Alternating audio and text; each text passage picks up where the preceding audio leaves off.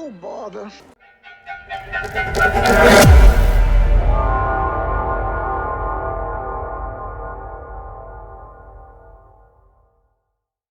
Hello my friends, and welcome back to another episode in our newest series on the channel, Yin Yang's Let's Talk.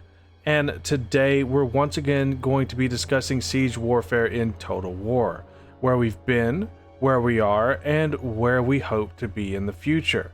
Last time we discussed the merits of Medieval 2, covering over three major themes: multi-layered sieges, the ability to fall back, and of course the last stand.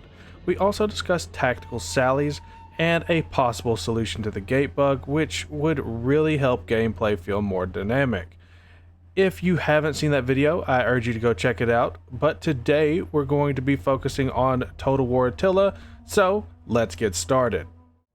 Total War Attila has a ton of merits when it comes to what it has brought to siege gameplay, and before the battle kicks off, the first thing that I want to talk about is just the scale of it all.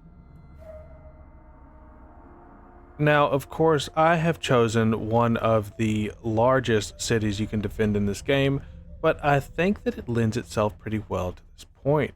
Traveling through the city, you can see just how much thought truly went into making this a pivotal battle. From the palace to the fields, over the walls, and into the moat, you can see that the city was clearly made for an attacker to really consider how they were going to overcome this settlement, while giving the defender areas in which to operate a defense in depth, something that we will touch on later, but for now, it's time to let these warriors do what they came here to do, which is kill each other.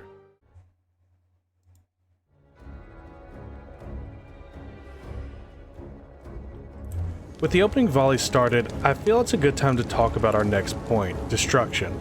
In Total War Attila, much of the gameplay, both in campaign and on the battlefield, is focused on this very aspect. You see, it's not just about blood spattering or soldiers burning, but as these soldiers burn, so too does the world around them. Any misfires from artillery could hit a building and set ablaze half of the city.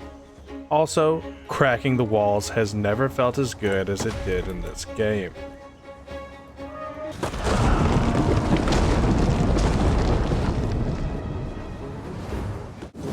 As the enemy forces pour into the city to butcher the poor soldiers and civilians within, you have to have some appreciation for just how this city was designed. Yes, I allowed siege towers to be brought by the enemy, yet they felt no need to use them as it would only bottleneck their troops. Over here you can see this grassy area was perfect for supporting fire, but also opened us up to being attacked with counter batteries as well. This wall was clearly meant to be defended, as is evidenced by the forward operating base that you can see right here that can provide command and support to the surrounding walls. And as a fallback point, this field could provide a perfect pitched battle, especially for cavalry, which kind of trumps what we have in Warhammer 3 and their specifically designed cities. I mean, Bretonia, eat your heart out. Looking at these cavalry charge headlong into my deployables, I think now would be a great time to talk about internal defenses. This is especially relevant when discussing Warhammer, but is something that I think that every Total War could benefit from. Not only is it realistic to see barricades, spike traps, and caltrops like these, but it is critical to creating that defense in depth that I had mentioned earlier, and I promise we will get back to. You can see that this defense actively kills the attackers, not just slowing them down or boosting the defenders with stat boost. This, to me, is what people refer to when they talk about arcade gameplay. And of course, if we're talking about Warhammer and arcade gameplay, we're going to have to talk about towers. And I do believe that we've got one just over here. Now I have to pop that back on. Yeah, there it is. So we have a guard tower right over here that fires down onto surrounding enemies. Of course, instead of the tower disappearing or being destroyed, when a certain point is captured, it just changes hands, which is a lot more sensible and Well, I'm not going to get into that, but you all see my point. Let's carry on.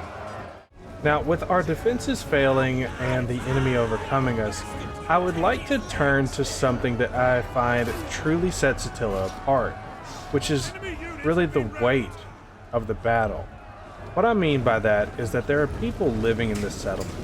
As the city falls, the people will want to defend their businesses, their homes, and the people they care about. Now, do they make a difference? No.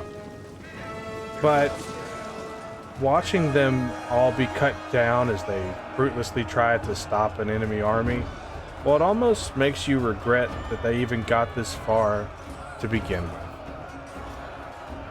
Now here we are once again at the finale of the battle, and this is where we finally talk about defense in depth. If you don't know what I mean, then I encourage you to take a look at all the death that has happened here. At every point, our Roman forces were overwhelmed by the sheer number of barbarian troops. But at every engagement, they have also succeeded in tiring out and whittling down the enemy force. They still have the advantage in numbers, but when faced with the elite and fresh Praetorian Guard, all they can do is regret the men that they have lost here today. Facing a wall of Romans, what was thousands has turned into hundreds and caused a massive hit to the enemy morale. Sprinting through the city as they cut down the civilians has exhausted them. Meanwhile, our elites have none of those penalties weighing on them as they cut down the would-be invaders. It's no final stand at the last point, but it's certainly something that is only possible when you have all the factors that we have discussed here today. With a final look over the city that so many have died for, I'd look to you. Is there stuff about sieges in Attila that you didn't find enjoyable? What about things that I didn't cover? I know siege escalation, which you can see here, was certainly one of them. But are there other things that you would like to see going forward in the series? Let me know down in the comment section below, and as always, to all my friends wherever you are, good morning, good evening, and good night. I'll see you next time.